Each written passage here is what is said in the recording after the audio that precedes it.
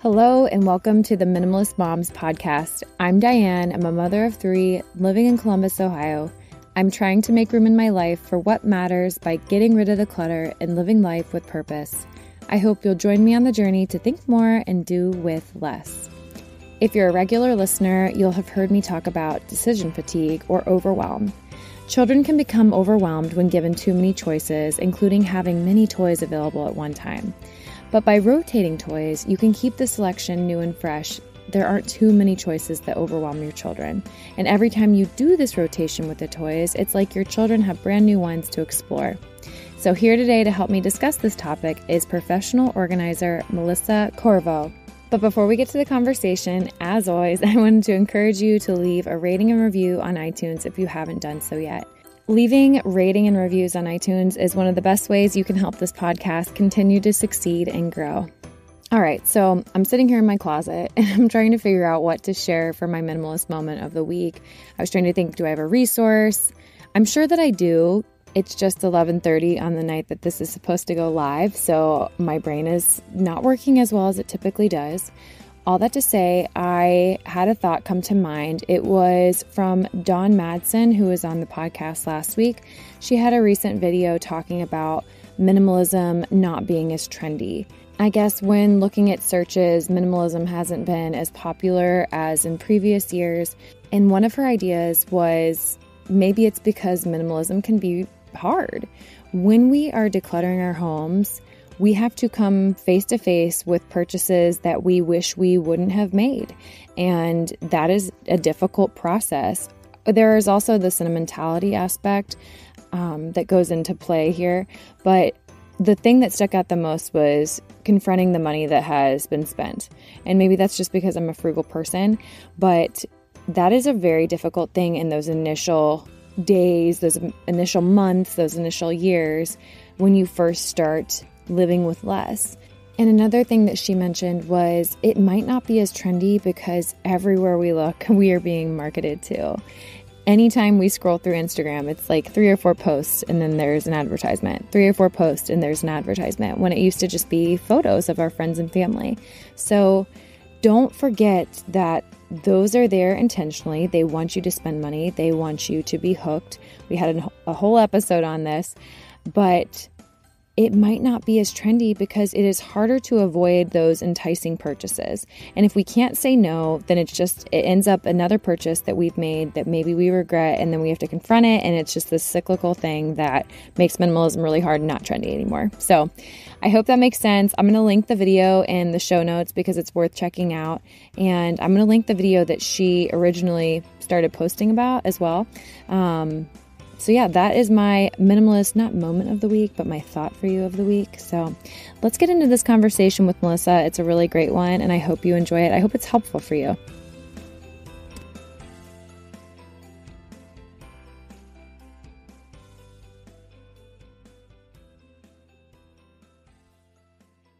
Melissa, thank you so much for joining me again on the Minimalist Moms podcast. Yeah, thanks for having me back on. Absolutely. I'm excited to have you back. And for those of you that may not have listened to that first episode that Melissa was on, go back and listen to the series. Actually, everyone was really great that I had on that series. But today we're going to talk about toy rotation. And I'm sure a lot of listeners are familiar with toy rotation, but they haven't executed it yet. And that's what you're here to talk about today. So before we get there, why don't you just go ahead and reintroduce yourself real quick?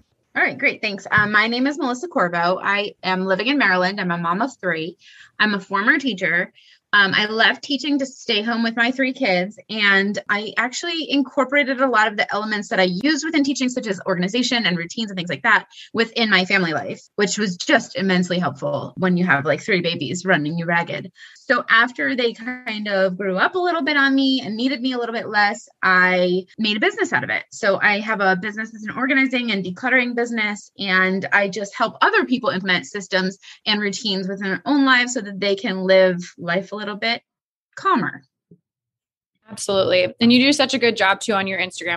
I am lacking in that area. So I always like to see what other people in the minimal space are doing. I'm like, you're so good at that. Well, thank you. Well, honestly, when you don't have as much stuff, it's so much easier. Like organization is almost not necessary when you have less, you know? Oh, absolutely. All right. Well, let's get into the conversation. We are talking about toy rotation, as I said. So do you want to just define real quick what toy rotation is if people don't know? Yeah, absolutely. Well, like all your listeners know at this point, I'm sure how too much can be too much. It's overwhelming and it's hard to manage day-to-day life when you're overwhelmed with stuff. Now, kids feel the same way when they're overwhelmed with toys. Unfortunately, it can be really hard for parents, guilt-inducing and all that stuff to get rid of their children's toys.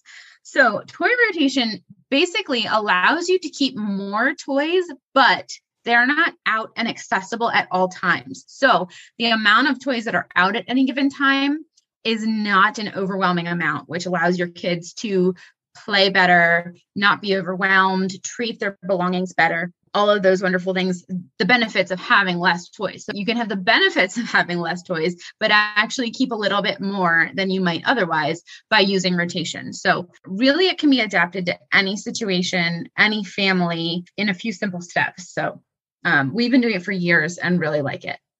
Yeah, we do it with books. So all the Christmas holiday books, I have in a bin in the basement. I'll bring them up probably, honestly, at the beginning of November. I think I did last year. Just so we have like 2 full months of them. But what does it look like in your life implementing a toy rotation? Okay, so the first step to implementing a toy rotation, always, is to do like a great big purge. I went through a couple years ago when I was going to implement the system, and I created this list of criteria of what I was going to keep and what was just not going to be in my house. So everybody's criteria will look different, but for me, especially with my teaching background, I wanted to keep toys that encourage independent play, encourage creativity and imagination, things that would build skills or educational, things that would grow with my children, and things that are easy to keep up and maintain, meaning like not using a million batteries and not constantly being broken. They don't need my help to play with it. So after I came up with that criteria, I did like a massive toy purge and kind of sold a lot of toys, donated a lot of toys, and just really kept what I felt like was really beneficial to my kids. At that point, when I had a lot less, I actually did invest in all matching bins. Now, this is not necessary by any means. You can use what you have, but I know that I'm lazy. And I know that when systems are easy, I will keep them up. And if they're too complicated, I will not keep them up. So for a little while when I got started, I would swap the toys. I would take some toys out of a bin, like take all the Legos out of a bin and put them in a different bin that I was going to keep out and put everything else in a box in the closet. And it was just a lot. So what I ended up doing is I bought a set of 20 matching bins. I think they were Sterilite bins. They fit perfectly in my cube unit. And I think I spent out like $100 on them. So I put all the categories of toys that I was keeping in a bin. And then what I determined is that I would keep a certain number out and then put a certain number away. And that number that you keep out is going to be different for, the amount of kids you have, the ages of your kid. But I would say a really great guide to that is I wanted my kids to be able to clean up their playroom on their own. So I wanted a number of toys that was easy enough for them to manage. And that's how many I kept out. So that number would actually change as they grew older, as their interests changed and things like that. But I would start with maybe 4 or 5 categories of toys. So maybe you have out the mag formers, maybe you have out a dress up box, maybe you have out a kitchen set, and maybe you have out some Barbies or whatever your kids are into. And then keep them out for however long you determine. I would do once a month. So on like the first of the month or around then, I would swap out the bins. I would take the bins that are out and I would bring them downstairs and put them in the closet. And then I would put some new bins up. And let me tell you, even though all of those bins were full of the same toys that my kids had always had, it was like Christmas morning when I would pull out the toys that they hadn't seen for a month or two. So it's a really great way to get them to appreciate and use the toys that you've got. Mm-hmm, absolutely. I'm wondering what other struggles might be if we're thinking about other people. Like, can you come up with a scenario that someone might run into in any kind of issue?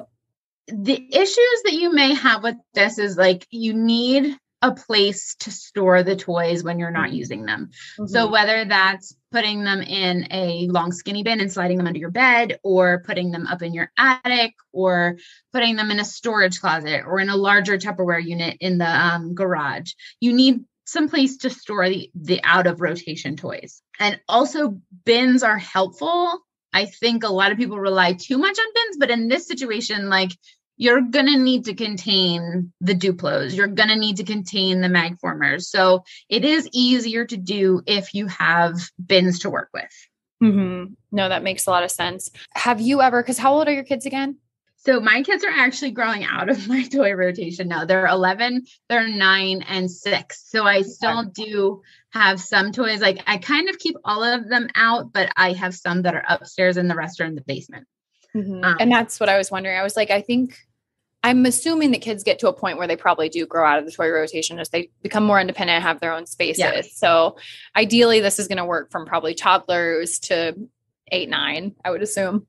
Yeah, I would agree with that. And I think though that those years are the most important years when it comes to building those skills, using their imagination, being creative, and you don't want them to be overwhelmed by their toys. So I think those ages are when toy rotation will be most useful, but also like it will have the most lasting impact on the kids.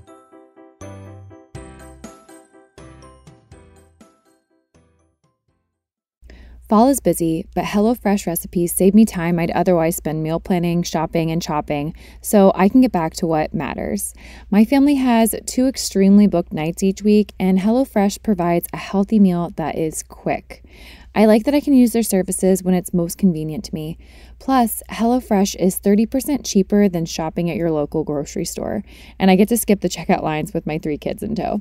A win all around.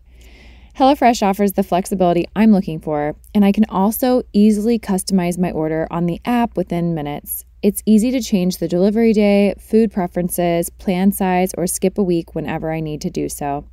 Go to HelloFresh.com/minimalist14 and use code minimalist14 for up to 14 free meals, including free shipping.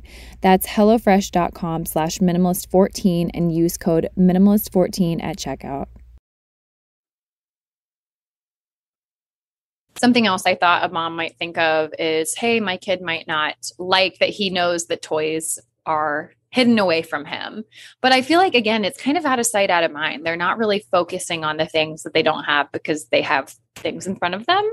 Yeah, I mean, it's definitely out of sight, out of mind. And if they're concerned, so if there's like something they absolutely love, play with every day, never get sick of, keep that out all the time. You know, make up your own rules. But also if your kids are concerned, you can say like, I'm not getting rid of a single thing. We all have it. Let's just give it a break.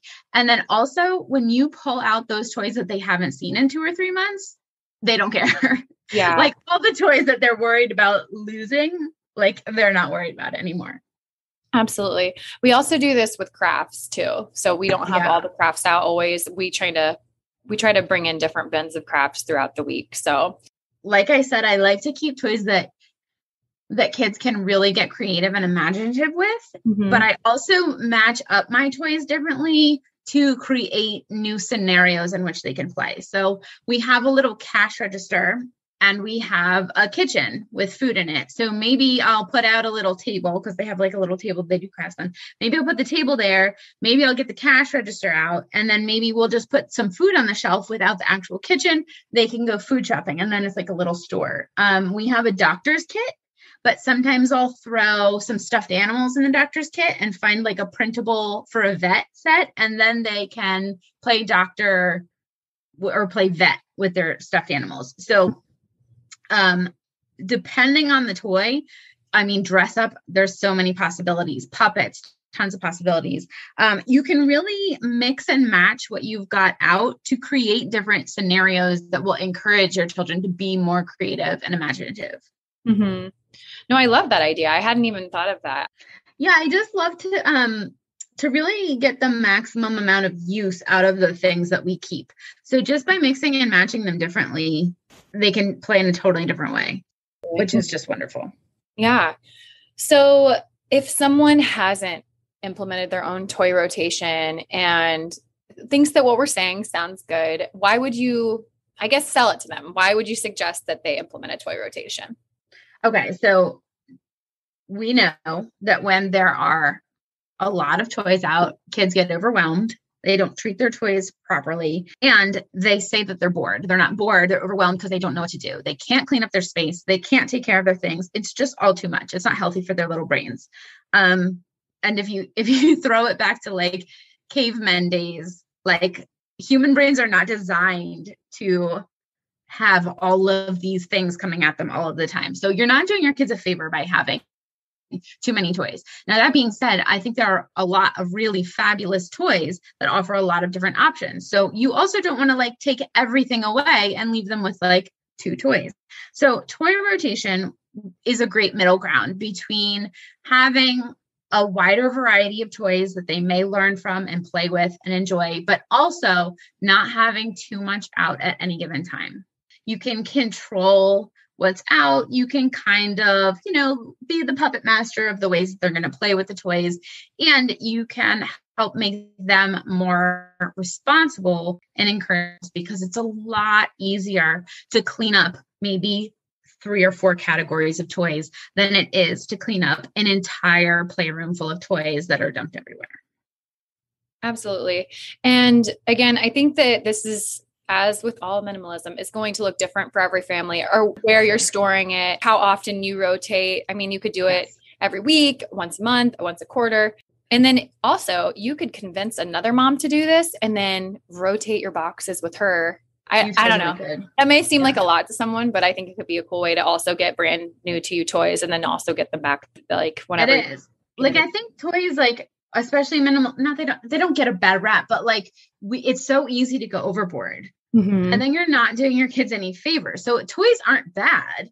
Mm-hmm. Too many toys is bad. So rotation helps you keep it in check, but still, provide you with the different options. So yeah, I love the idea of trading it with different families and stuff like that. Another thing is that I have some toys, I'm just never going to get rid of them.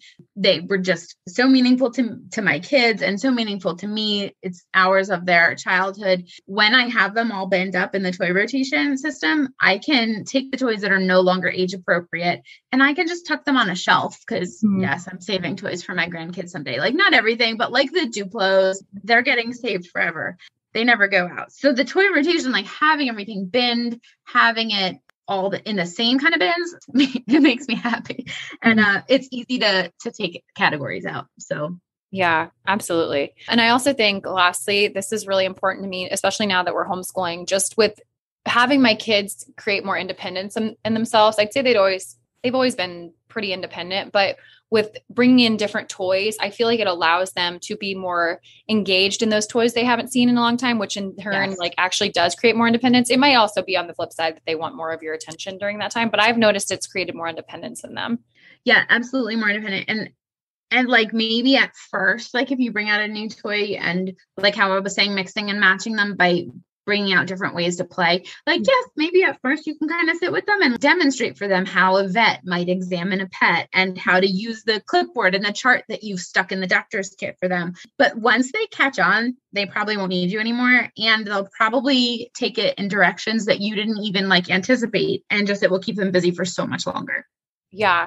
And I think too, lastly, if someone feels like they're listening to us again and they want to implement this, but it feels overwhelming, I would just start to notice what your kids aren't playing with, remove those, put those in the box for the toy rotation, and then do it again, maybe in a month, see if what they're not playing with then, and then bring in the old one. And there you go. Like, it doesn't have to be this, it doesn't have to be this extravagant scenario. No, it definitely doesn't. It can be any timeline you want. It can be like any amount of toys in, any amount of toys out. It really doesn't have to be complicated. For sure. Well, Melissa, this I think was somewhat short and sweet, but I feel like it was jam-packed with information on how listeners can do this. And it's so beneficial when you do this. Again, I don't do it with all of our toys, but even just the Christmas books and the few toys here and there, it's been really helpful. So where can listeners find you if they want to connect with you online? I have a website and a blog, www.lifewithlessmess.com. And I'm also on Instagram. It's at life.with.less.mess. Well, as we're wrapping things up here, I'm going to ask you, I can't remember, did you answer these questions last time around? I think I did. I feel like you did. Yeah. Well, let's ask again. What is something that you are simplifying right now? AKA, what is your minimalist moment of the week? I just decluttered like 5 more big boxes of stuff from my home. It's like a full-time job, even when you feel like you've decluttered, there's always more. And specifically like my fall decor, I told myself that if I could get my bins down from 4 bins down to 3 bins, then I could splurge on some weatherproof/pest proof bins because we are having stink bug issues in our garage. So I did that and I grabbed some new weatherproof bins, and, I just know I'm getting old. It's the simple things that make me happy, but I'm so thrilled with my bins. I love it. And you are totally right. It's like you declutter once and then it somehow happens that you need to declutter again. It's never enough. Never enough. All right. Lastly, what is something that you can't stop talking about?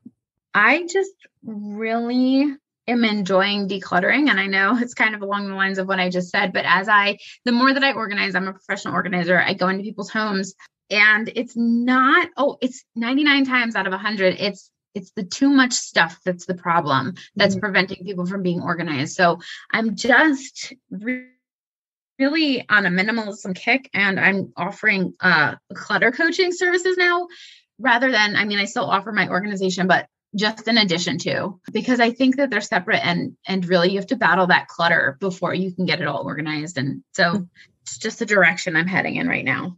Yeah, no, that's a great point. Well, again, Melissa, thank you so much for coming on the show again. I always appreciate your wisdom, and go follow her if you haven't, listeners, because she provides great advice on Instagram. So thank you. And thanks for having me on. I appreciate it. What did you think of the episode? I invite you to keep the conversation going at minimalistmomspodcast.com. There you'll find links to the Instagram account, Facebook page, and where you can find me all around the web. Thank you for joining up on this journey. I wish you a lovely week as you think more and do with less.